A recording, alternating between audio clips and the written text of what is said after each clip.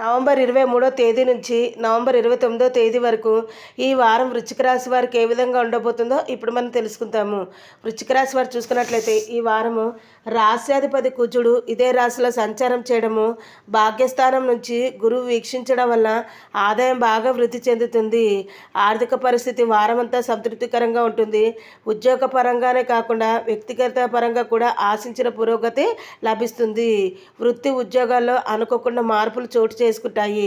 అయితే ఆరోగ్య విషయంలో మాత్రం జాగ్రత్తలు పాటించాలి. ప్రయాణాలు చేసినప్పుడు కూడా జాగ్రత్తలు పాటించాలి.